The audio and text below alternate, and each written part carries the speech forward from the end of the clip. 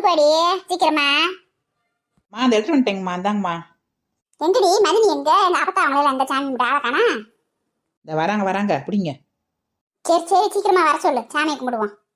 தாயே குலதெய்வங்களே, எங்க வீட்டுல நீங்க எப்பயும் ஆசம் செய்யணும், இன்னைக்கும் போல இன்னைக்கும்.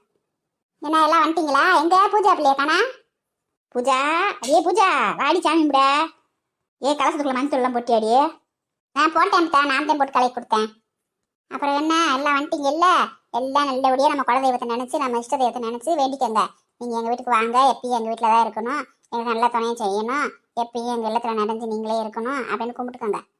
சாமி குலதெய்வங்களே, நல்லபடியா இந்த வருஷ பிறப்புக்குனால எனக்கு ஒரு குழந்தைய கொடுத்து நல்லபடியா ஆசீர்வாதம் பண்ணுங்க. கடவுளே, நான் நல்லபடியா மேல் படிப்பு படிக்கணும், எங்க அம்மா அதுக்கு சம்மதிக்கணும். கடவுளே, இந்த வருஷம் நல்லபடியா ஏதாவது நான் அப்ளிகேஷன் போட்டு வைக்கணும்.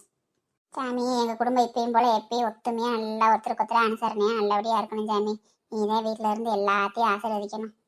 சாமி எல்லாரும் நல்லா இருக்கணும். சாமி நானும் நல்லா இருக்கணும். சாமி என்னைக்கு வகுதுக்கு வஞ்சகமெல்லாம் நல்லபடியா சாப்பிட்டு நல்லபடியா நிம்மதியா இருக்கணும். அன்னத்தை என்னைக்கும் குறைக்க கூடாது. சாமி நல்லா அண்ணன் இருக்கணும், விளைஞ்சு நிக்கணும், எங்க வீட்டுல நல்லபடியா சாப்பிடணும். கடவுளே, நான் நல்லபடியா எங்க வீட்டுல இன்னும் நிறைய நாளைக்கு இருக்கணும், என்னை சீக்கிரம் கட்டி கொடுத்துடக்கூடாது. நான் இந்த வீட்லயே நல்லா ஜாலியா இருக்கணும் ரொம்ப நாளைக்கு, அதுக்கப்புறம் தான் கல்யாணம் முடிச்சுட்டு போகணும். கடவுளே, இன்னும் கொஞ்ச நாளைக்கு நான் ஜாலியா இருக்கணும், எங்க வீட்டுல வேற கல்யாணம் பண்ணணும்னு பேசிக்கிட்டு இருக்காங்க. மற்ற பொண்ணுங்க மாதிரி நானும் மாமியார் குடும்பையில மாட்டிக்க கூடாது. கடவுளே.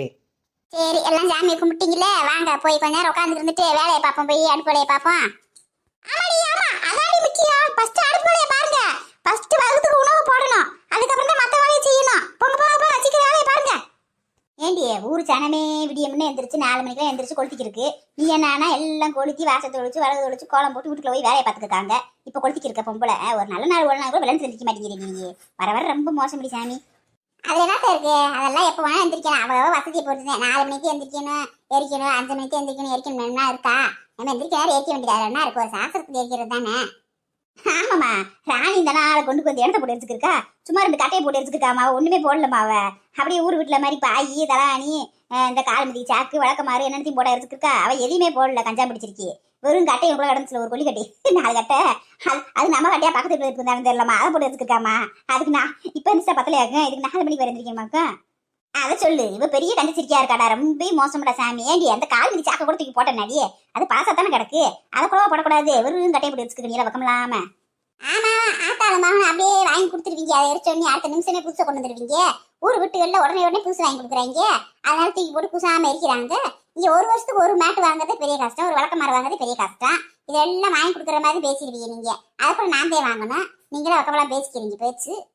ஏமா ஆரம்பிச்சிட்டீங்களா? பேசாம இருங்கம்மா. போகிக்கு ஏதாவது போட்டு எரிக்கிறப்ப கூட சும்மா சண்டை போட்டே இருக்கீங்க, அமைதியா இருங்கம்மாங்கிட்ட. இவ ஒருத்தி அவங்க அப்பா எதுவும் சொல்ல மாட்டா. உங்க அப்பா ஏதாவது ஏற்க முடியா பேசுவாப்புல, எதுவும் பேச மாட்டா, நம்மளதான் சொல்லுவா. இது சொன்னா ஏண்டிய உங்க அப்பா என்ன சொல்றா பண்ணுவாரு? என்ன இருக்காங்க தூக்கி போட்டு எரிக்கிறதுக்கு? ஊராமே பாசோட்டையாவே இருக்கு, எரிக்கிறதா இருந்தா வீட்டவே எரிக்கணும், வீடே பாசாத்தே இருக்கு, அதுக்கு நான் செய்ய முடியும் நானு? உங்க அப்பா உங்க அப்பா தலைன புதுசு அப்படி திட்டு வச்சிருக்காங்க பூராத்தியும்.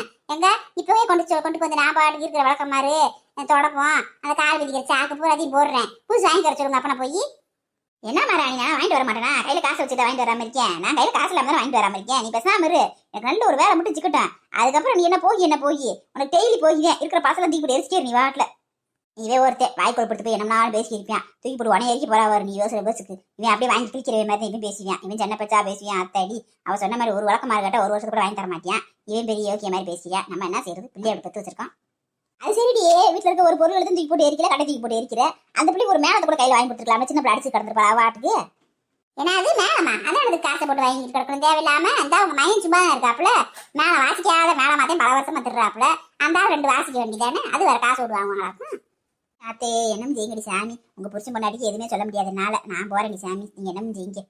ஏம்மா அந்த லீவுக்கு எங்கேயாவது வெளில போகலாமா? எங்கேயாவது கூட்டிட்டு போங்கம்மா, வீட்டிலே இருந்து போர் அடிக்குதுமா. ஏற்கனவே கிறிஸ்மஸ் லீவுக்கு எங்கேயுமே கூட்டிட்டு போகலாமா? நீங்க அட்லீஸ்ட் இந்த பொங்கல் லீவுக்காவது எங்கேயாவது கூட்டிட்டு போங்கம்மா, வெளியில ஜாலியா போயிட்டு வரலாம். எங்கடி கூட்டிட்டு போக சொல்ற? கையில காசு இல்லாத நேரத்துல நீ வேற அங்க ஒன்று இருக்க. பொம்மை குட்டிக்கு எங்க போகணும் சொல்லுங்க, அப்பா கூட்டிட்டு போறேன். அப்பா எங்கேயாவது கோயிலுக்கு இந்த மாதிரி எங்கேயாவது போயிட்டு வரலாம்ப்பா ஜாலியா. தரங்கண்ணா உங்க அப்பையும் கூட்டிட்டு போற, அப்படியே கூட்டிட்டு போ, அப்படியே கிளு கூட்டிட்டு போயிருவாப்ல போ. அப்படி இடுப்பு சுத்தி காசு தான் போட்டுக்காப்ல, கூட்டிட்டு போய் வேணுங்கிறத பிள்ளைக்கு வாங்கி கொடுத்து கூட்டு வருவாப்ல போ. ஏமா நீங்க பேசாம இருங்க, அப்பா கூட்டிட்டு போவாரு. பாப்பா கூட்டிட்டு போங்கப்பா ப்ளீஸ்ப்பா. சரிடா பொம்மிக்குட்டி, நம்ம போலாம்டா, நீ ஒன்னும் கவலைப்படாத. மாசப்பர் பண்ணிக்கு போவோம் சரியா? ஹை ஜாலி, அப்பானா அப்பாதான் போங்கம்மா. ஏயா நீங்க எல்லாம் கிழிஞ்ச வாயை வச்சு பிள்ளைய வெளில கூட்டு போறேன்ட்டியே, எந்த தைரியத்தை நீங்க கூட்டிட்டு போறேன்ற?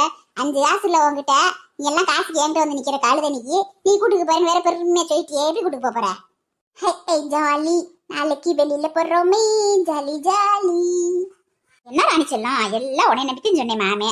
நீ இல்லாம எப்படி போக முடியும்? நானே நீ தான் கொஞ்சம் மனசு வைக்கணும். சின்ன பிள்ளை முன்னாடி அசிங்கப்பட முடியாது. நானே அதை ஆசையா கேக்குது அப்பா வெளியில போலாமாண்டு. நான் அதுக்கு எதுவும் சொல்ல முடியாதுல்லம்மா. செல்ல கிட்ட இல்ல ஒரு 500 ரூபா கொடுமா, வெளியில போயிட்டு வருவலாம் ஜாலியா.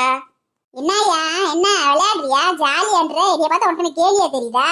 நான் இந்த 500 ரூபாய் வச்சிருக்கேன், நானே கொடுத்து வச்சிருக்கியாக்கும். என்ன செல்லம், மாசப்பரப்பு பிறந்த நீ பிசினஸ் ஆரம்பிக்க போற. நீ ஒரு தொழிலதிபர், உங்ககிட்ட இல்லாத காசா குடிச்சல கொஞ்சம். பேசாம போயிடு, என்னை வந்து கொலகாரியை மாற்றிப்படாத நல்ல அனுபவம். அப்புறம் என்னடியே பழைய எண்ணெய் கழிதல் புதிய எண்ணெய் புகுதல்னு எல்லாம் போட்டு எரிச்சு விட்டீங்க, எல்லா வேலையும் முடிச்சிட்டீங்க, சாமியை கும்பிட்டீங்க, சாப்பாடு ஆக்கிட்டீங்க, சாப்பிட வேண்டியதானே உட்காந்து இருக்கீங்க. இன்னைக்கு சமந்தி கரெக்டா பேசுறாங்க, இல்லாட்டினா கேனத்தனமா பேசுவீங்க சமந்தி. சூப்பர் சமந்தி. வேற என்னடி சாப்பிட முடியும்? அப்புறம் என்ன பெருமை, போ சாப்பாடுலாம் எடுத்து வை எல்லாத்துக்கும். அப்புறம் சொல்லு உங்க சித்திக்கு மட்டும் சோத்தை போட்டு கொடுப்பாவும், அந்த பிள்ளை அங்கிட்டு இங்கிட்டு வர முடியாதுல்ல, இப்படி கொண்டு போய் ரூம்ல கூட சாப்பிட்டுக்கிறட்டும். அவங்க சித்தப்பா அவங்க எல்லாத்துக்கும் அங்கே சாப்பாடு எடுத்து வை, அவ சாப்பிட்டு அப்படி நம்மளும் சாப்பிடு வளாரும். சரிங்கம்மா. ஏண்டி எங்கம்மா? என்னத்த சொல்லுங்க. ஏண்டி என்ன ஆச்சு? உங்க அண்ணி வீட்டுக்கு போன சங்கதி என்ன? ஒன்னும் சொல்லவும் இல்லை, நீங்க வாட்டுக்கு அமைதியா இருக்கீங்க. அவன் என்னமோ மண்டையை கவுந்திக்கே ஓரியான் கவுந்திக்கே வாரியான் சோகமா இருக்கான், என்னன்னு சொல்ல மாட்டேங்கிறீங்க. வீட்டுல ஒரு பெரிய மனுஷன் இருக்கேனே, போயிட்டு வந்தீங்களே, என்ன பேசினாரோ வச்சாருன்னு எதுனாலும் சொல்லிருக்கீங்களா என்கிட்ட?